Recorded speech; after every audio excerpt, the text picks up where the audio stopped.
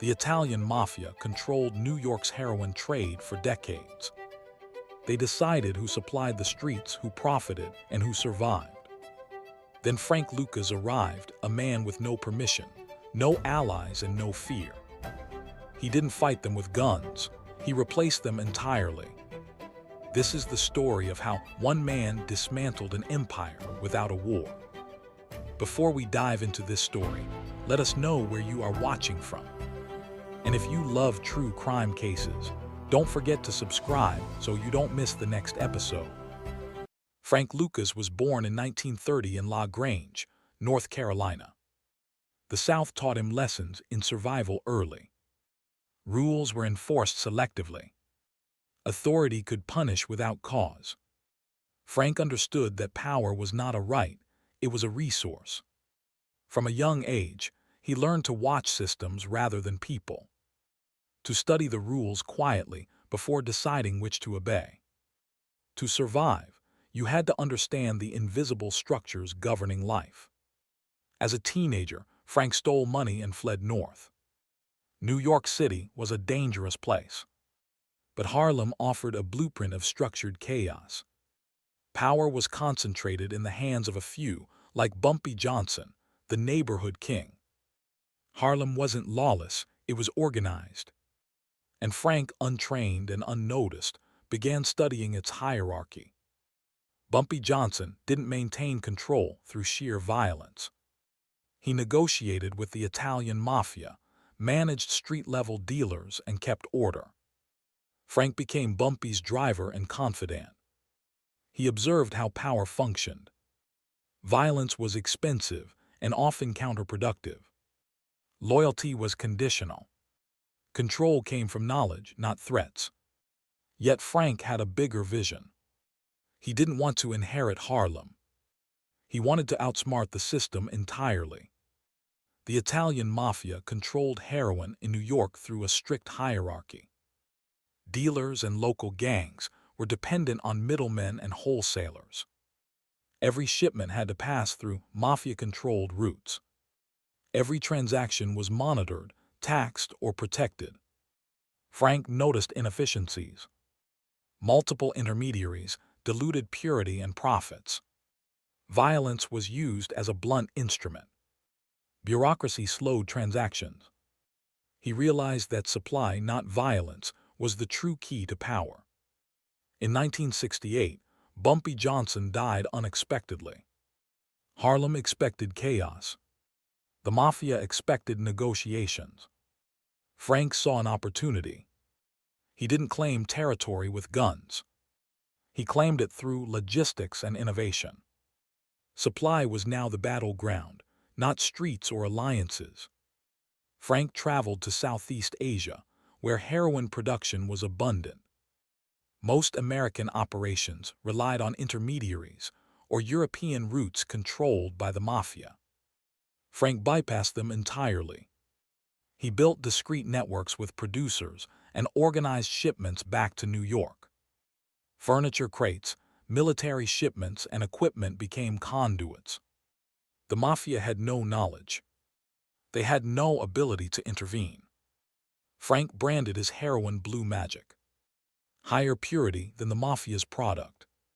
Lower prices for street dealers. Reliable, consistent delivery. Dealers switched allegiance because of profit and reliability, not fear. Blue magic dominated Harlem, and the Mafia didn't realize the scale of the shift. Frank's genius wasn't confrontation. He didn't attack. He didn't negotiate. He simply built a better system. Efficiency, consistency, and purity became his tools. Dependency replaced intimidation. Profit replaced tradition. By the early 1970s, the Mafia's control over Harlem heroin had evaporated, silently, invisibly, and permanently. With growth came risk. Larger shipments attracted notice. Cash flows created paper trails. Law enforcement began asking new questions. Frank had replaced the Mafia, but now he faced a different kind of power, the law. He had outsmarted the criminals. Now he had to outsmart the system. By the early 1970s, Frank Lucas controlled Harlem's heroin market. Blue Magic dominated street corners. Dealers, users, and distributors all relied on him. But Frank's vision extended beyond a single neighborhood. He wanted to control heroin distribution across multiple cities, replacing the mafia wherever he went. Expansion was not about ego, it was about dependency. Whoever controlled supply controlled the streets. Frank began expanding strategically. Newark, New Jersey, close enough to Harlem to manage discreetly, far enough to avoid immediate mafia interference. Detroit, Michigan, high demand, low organized crime oversight, ideal for replication. He used the same method as Harlem. Secure direct supply from Southeast Asia. Train trusted couriers and distributors. Maintain consistent purity and delivery. Avoid unnecessary violence. His system was professional and compartmentalized. Everyone had a role. No one challenged him openly. At first, the mafia didn't recognize the shift. Dealers were still selling heroin. Prices were stable. Territories appeared unchanged. By the time they realized Frank had bypassed their network entirely, he had already consolidated his influence. The streets no longer needed the mafia. They needed Frank Lucas. Frank's genius lay in subtlety. He didn't attack the mafia. He didn't steal shipments. He didn't insult bosses. Instead, he exploited inefficiencies, bypassed middlemen, and created a product the streets could not ignore. Violence had been the mafia's greatest weapon. Frank made it irrelevant. Frank's heroin, Blue Magic, was revolutionary. Unmatched purity, affordable prices, reliable and consistent supply. Dealers switched allegiance not out of fear, but out of economic sense. Profit replaced tradition. Dependency replaced intimidation. Blue Magic became synonymous with quality. Frank's network stretched quietly. Harlem, base of operations. Newark, distribution hub. Detroit, replication point. Washington, D.C., secondary market. He operated without mafia approval, without alliances, and without open confrontation. Each city became an extension of a single system, efficiency. By focusing on logistics instead of violence, he ran multiple markets as if he controlled a corporation, not a street gang. The mafia relied on tradition and hierarchy. Approval was required for every decision. Violence enforced loyalty. Supply chains were controlled through intermediaries. Frank exploited all of these weaknesses. He cut out intermediaries. He followed market logic, not tradition. He responded faster than their rigid hierarchy could. The mafia could not compete. Expansion created visibility. Large cash flows left paper trails. Consistent shipments and deliveries attracted investigation. Heroin purity remained unusually high. Federal authorities began connecting dots across New York, New Jersey, and Detroit. Patterns emerged. The government realized there was a single operator controlling supply, a man replacing the mafia. Frank's method revealed a fundamental truth. Street-level power comes not from bullets, but from consistency. Dealers valued predictability. Users valued quality. Profit dictated loyalty. Frank's empire relied on these principles, not guns or intimidation. He ran multiple cities without permission because he offered something the mafia never could: efficiency. Even as his power grew, vulnerabilities appeared. Arrests of low-level couriers, seized shipments, increased federal attention.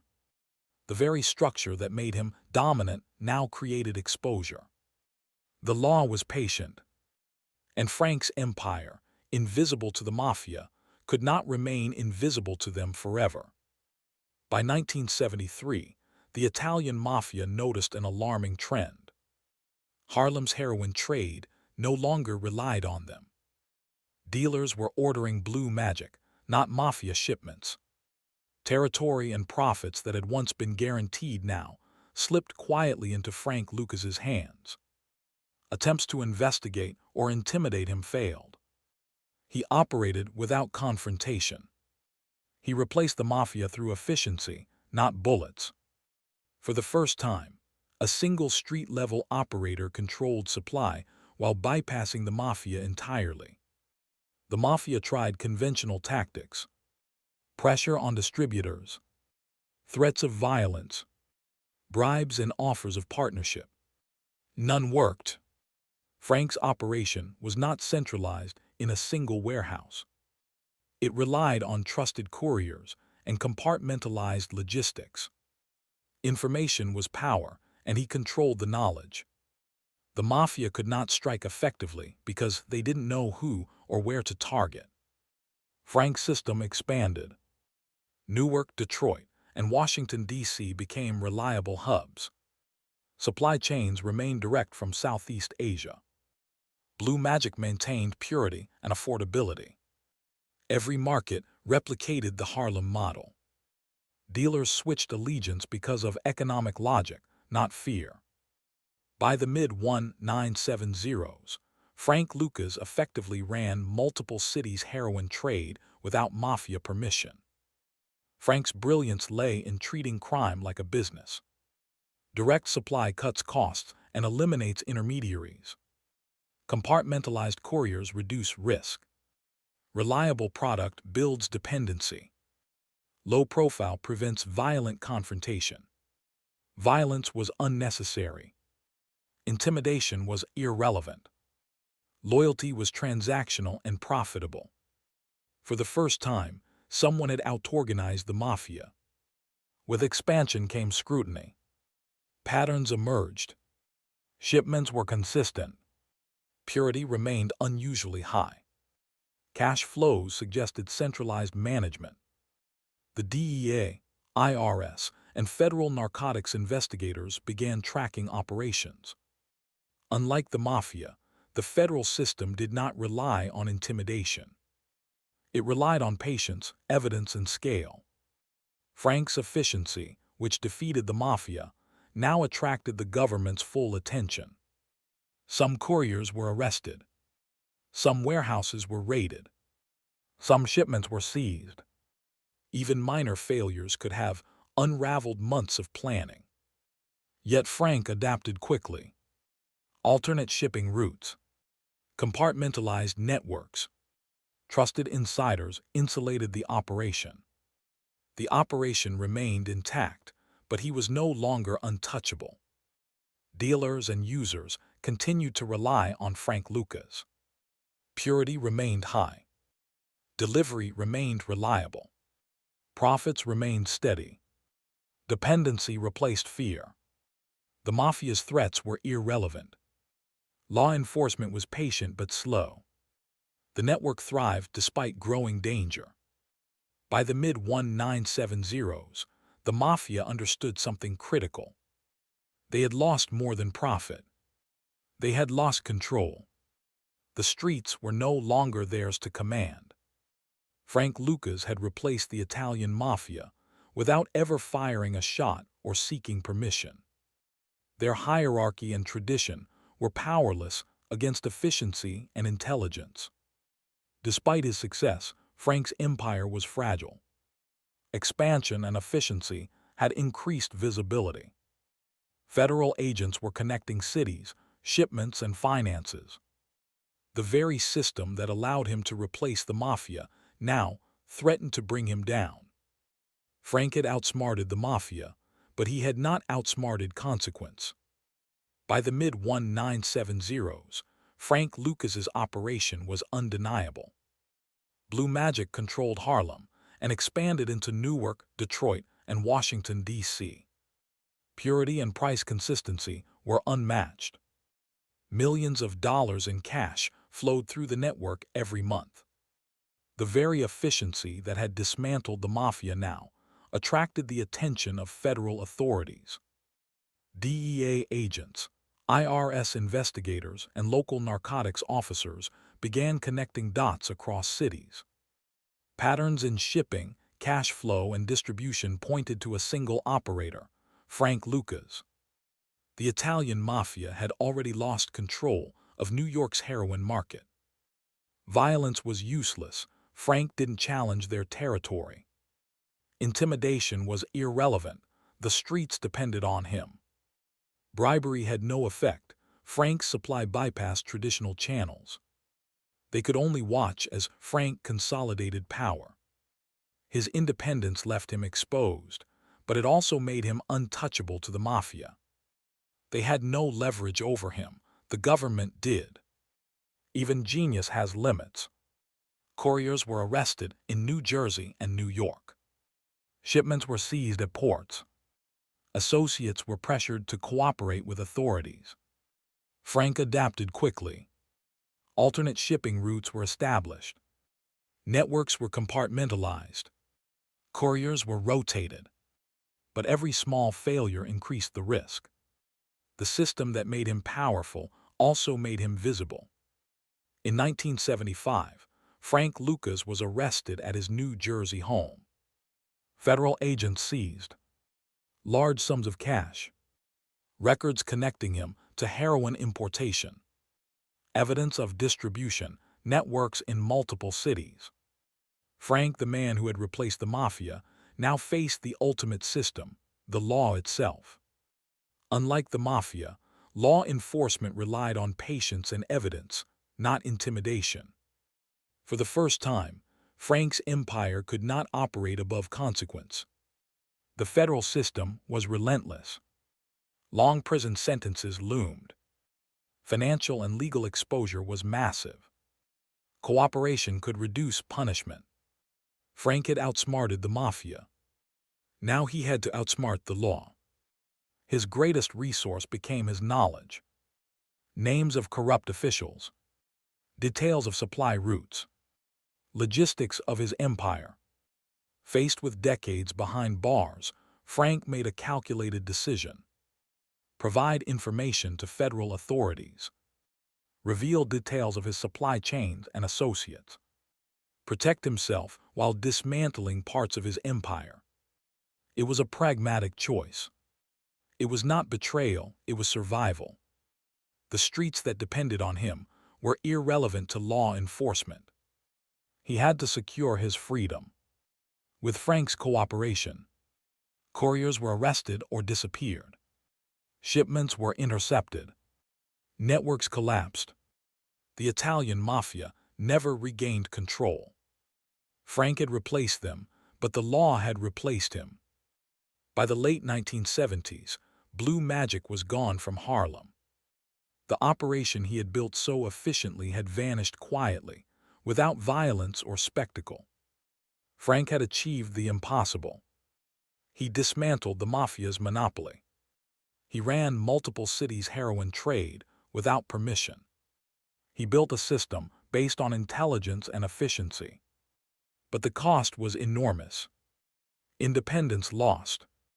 Power dissipated. Reputation fractured. Frank survived, but the empire he had built was gone. After Frank Lucas's arrest and subsequent cooperation with federal authorities, his empire disappeared almost overnight. Couriers were arrested. Distribution networks dissolved. Blue Magic vanished from Harlem and other cities. The streets adapted quickly, as they always do, but the order, consistency, and influence Frank imposed were gone. Frank had replaced the Mafia, yet he could not outlast the law indefinitely. Frank served a reduced prison sentence thanks to his cooperation. He survived rivals, avoided violent death, and outlasted the Mafia's influence. But survival came at a cost. Independence lost. Authority over the streets gone. Reputation in some circles tarnished. Even freedom came with limitations. The streets were no longer his to command, and law enforcement now held the ultimate power. Frank didn't rely on fear or tradition to maintain power. Dealers and users remembered the product Blue Magic for its purity, consistency, and profitability. The Mafia remembered the lesson: their monopoly could be bypassed. Law enforcement remembered the vulnerabilities exposed by a single man's innovation. His legacy was structural. He changed how heroin could flow through a city without relying on traditional criminal hierarchies. Frank Lucas's story teaches harsh but clear truths. Efficiency and intelligence can outperform tradition and violence. Supply control is the true source of power in street economies. Independence is powerful, but law and consequence are unavoidable. Survival often requires compromise, even for the most brilliant operators. Frank replaced the Mafia not by war, but by building a better system, one the streets could not resist. Frank never glamorized violence or addiction. He acknowledged the destruction his empire caused to communities. Yet he remained analytical. He understood the system he replaced. He understood the rules he ignored. He understood the consequences he could not avoid. He knew that replacing the Mafia was possible, but surviving afterward required intelligence, calculation, and cooperation. By the time Frank Lucas died in 2019, his streets were no longer his. The Mafia's dominance had vanished. Federal law had reasserted authority. His empire was gone. Yet his story remains a lesson in audacity, strategy, and systemic understanding. He did not rule through fear or coercion. He ruled by outsmarting the system and then navigating the consequences. Frank Lucas replaced the Italian Mafia. He rebuilt the heroin market according to his rules. He created dependency without confrontation. He survived longer than most of his rivals. But even brilliance cannot escape consequence. Independence is fragile. Intelligence can be challenged by law and time. The cost of running without permission is inevitable. Frank Lucas's name remains legendary. His methods remain studied. And his story is a cautionary tale. In the shadows of a city, power is not what you take, it is what you can sustain.